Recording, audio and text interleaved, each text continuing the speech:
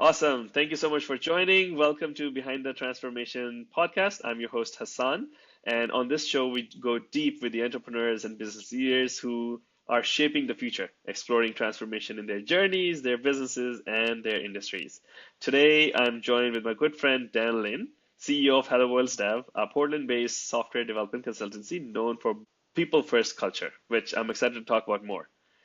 In this episode, we'll unpack Dan's journey, the transformation his company has gone through, the challenges that they might be facing, and where they see the future is heading in tech.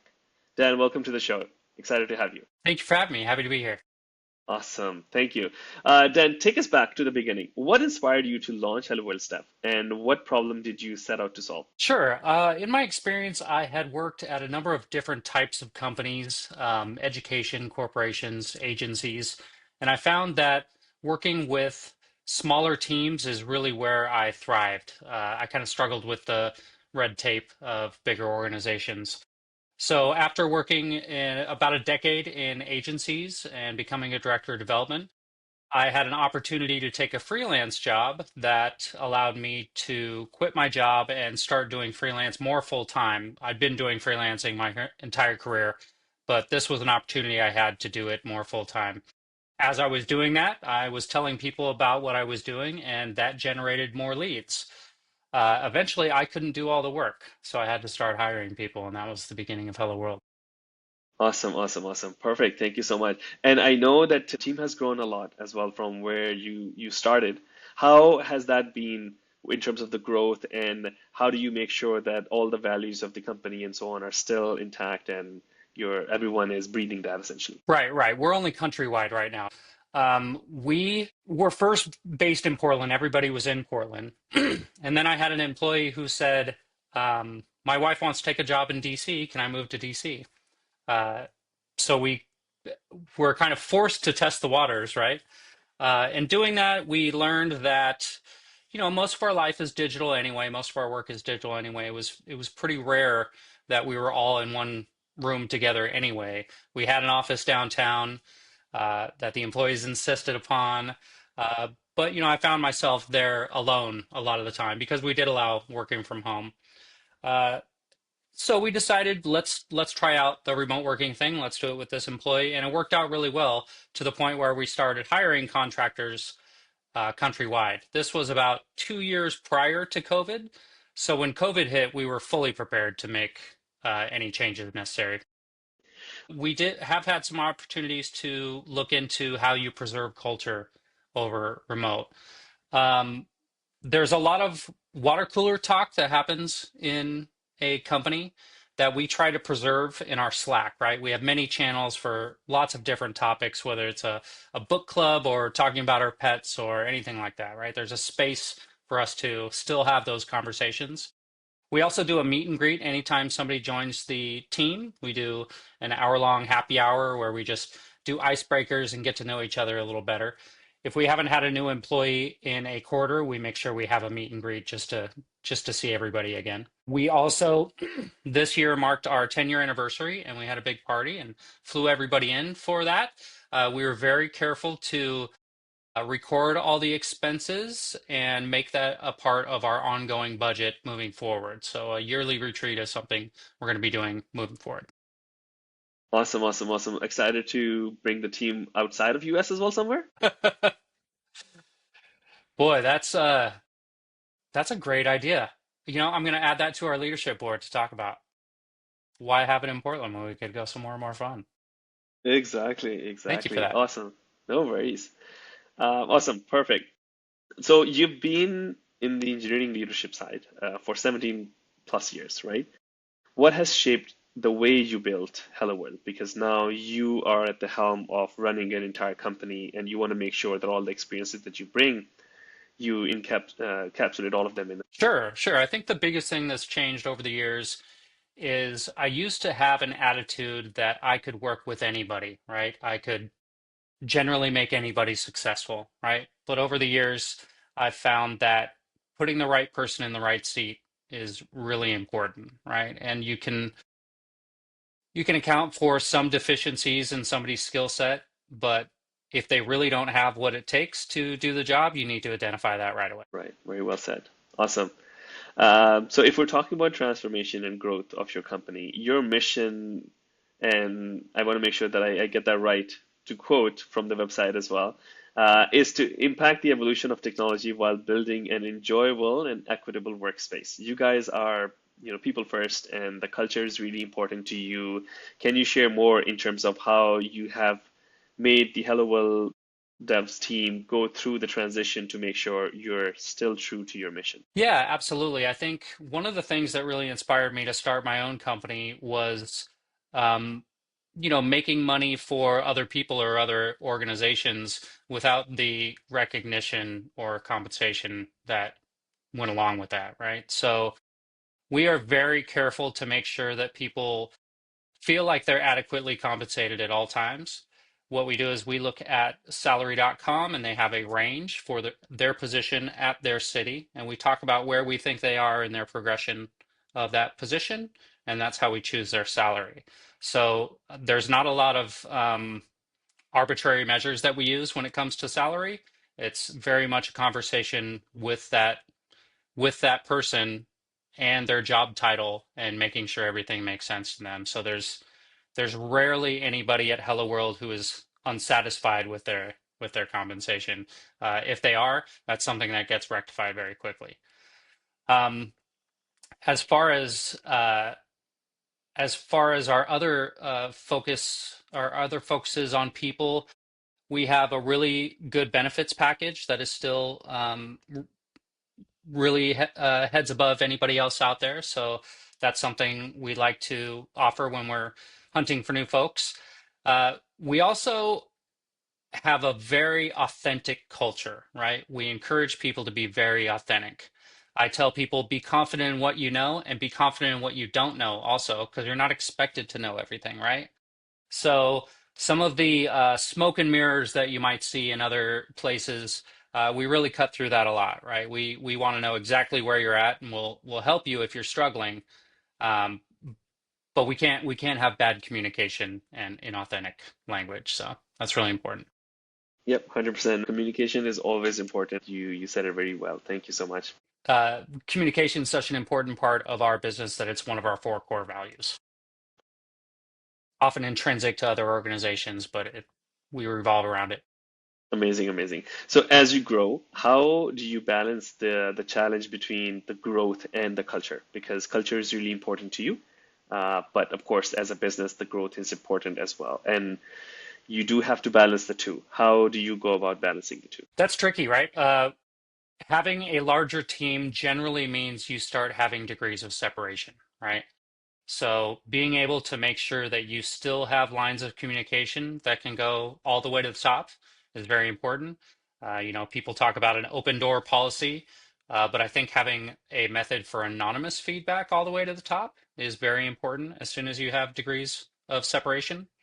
Um, However, I have a goal to never grow too large. And what I mean by that is if we get to the point where we are running uh, between 20 and 25 people, I want to start investigating what parts of our business can be spun off into another organization.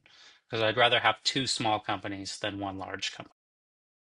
Very well said. And have you considered perhaps also automating certain things that require a lot more people? Let's say if you were to grow at a certain level in which 25 people or more that you need, there are elements of the operations that you can automate and still keep the team nimble enough that you're able to run it as one team. We automate everything we can. So I don't know that we have necessarily a focus on that. If something can be automated, we want to automate. In fact, I'm struggling right now. I want to give swag out to new employees, but I'm struggling to find a company that can integrate with my HR software so it'll just send it out automatically.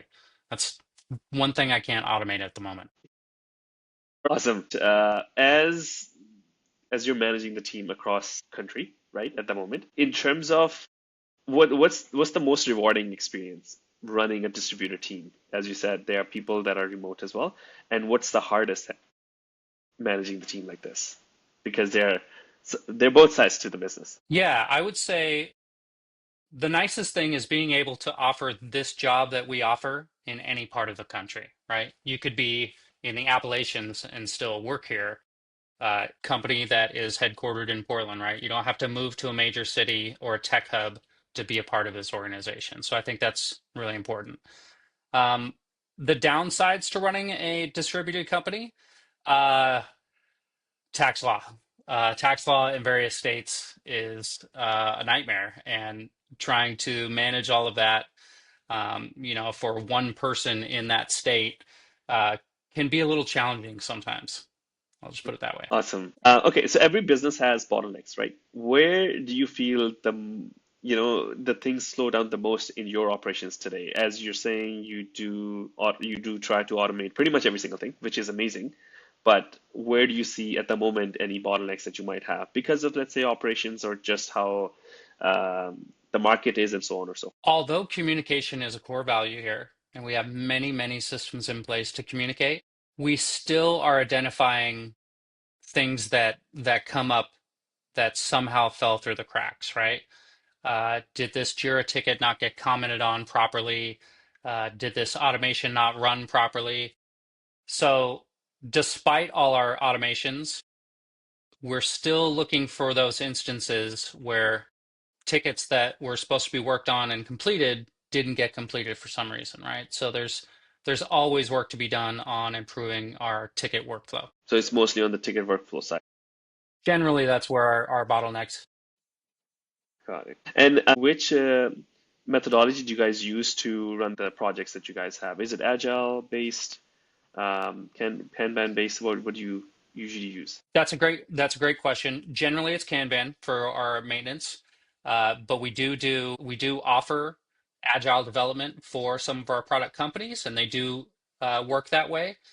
But generally, when it comes to new projects, things tend to still be mostly waterfall these days. As much as we try to educate clients on the pitfalls of that, it's still the preferred method. Amazing. Thank you. So we talked about operations and the bottlenecks, right? So in terms of technology, you guys are trying to automate a lot of different things, which is amazing. What role has technology played in getting to where you guys are? I know the business itself is technology-based consultancy, right? But the tools that you might have used or created for your own self to make sure that you are able to take it to the next level. Absolutely. We spend an hour each week meeting internally with our dev team to talk about uh, tools outside of our projects or processes outside of our projects that we can improve, right? So often that means people bringing in third-party tools. Often it means a mini project to create an internal tool for our use. Uh, Generally, though, I'd say the way technology has helped me the most as a business owner are the plethora of business applications that you can use to run your business. Things like Gusto and QuickBooks and things like that are really I couldn't imagine running a business before those applications existed. It would have been hard. Perfect. So AI is also reshaping the world, especially the software side, right? So we're able to leverage AI in writing software to demoing it through Lovable and so on and so forth.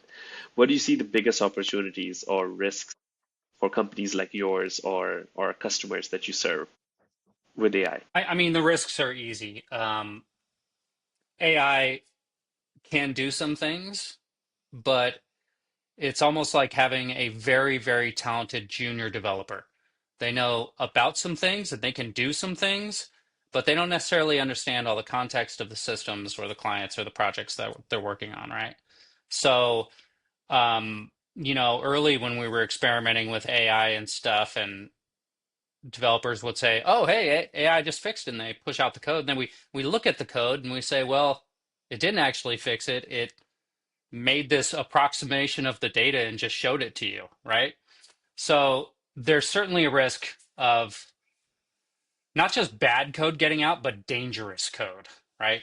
Um, we've seen instances of uh, AI coding backdoors into applications so that it could talk to the application, and that backdoor being completely insecure, right? So lots of risks on that side. I certainly don't see it replacing developers anytime soon. Certainly, it can do a lot of junior developer tasks, and I think that's a problem right now because junior developers are having problems finding jobs. But I'd say it's barely at the level of a staff developer and certainly not at the level of a senior developer. In fact, we have a Google ad running right now saying, are you having trouble with your vibe coded app? Let us help you fix it. As far as opportunities go, um, it's dramatically affecting how much we can get done, right? If I can shunt off a small little AI agent to perform a very specific task for me, and it comes back with that task fairly good, and I can just modify that to get what I need, that is saving me time, right? I've worked in enough languages that I don't try to remember syntax of any language I'm working on. So if I can talk to it in a natural language and it can put out the right syntax for me of what I actually want, that's a time saver for me for sure. So certainly opportunities just in development, um, but past development, I mean, there's all sorts of applications. That's a whole nother podcast. Yeah, I think you said it really well. We're able to leverage that computing power to make sure that we're able to do it. But we cannot leave all of the decisions on that. Yeah, I am a little worried about what's coming up when folks like me and the senior developers age out of the industry, and then we haven't trained any junior developers because AI's done it. There's going to be a big gap in the future. We'll see what happens. Yeah, exactly. And I hope everything is going to work out because otherwise, all the tickets are going to come in. Gia is going to blow up in terms of all the support that we have to provide after. That's right. So you have led for so many years now, right? And then you have your own company that you run.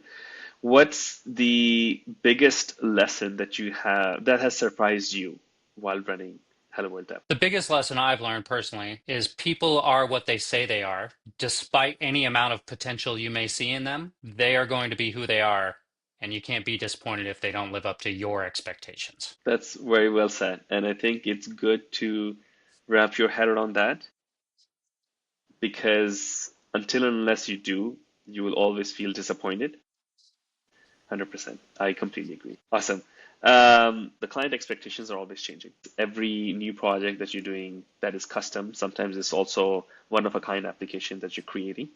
So the expectations are also of the client that they're expecting a certain type of way, and then you have to walk them through, guide them through the entire process and make sure that that application comes to reality, that support is there. What's the most challenging part of delivering consistently at the level that the clients are expecting, which can also change depending on the market, the trends, and so on? Yeah, I would say one of the challenging things for us is determining when discovery ends and when the actual project starts, right? Some clients have a lot of capacity for discovery. They understand, oh, there's still stuff we don't know here. We should dig in more and estimate that. And other clients say, hey, we've been looking at this for a while. I want an estimate. Let's go, right? So it can be kind of tricky to figure out the right balance of discovery to do versus the actual project work and ensuring you've done enough work in the discovery to make sure the project is successful on time and under budget.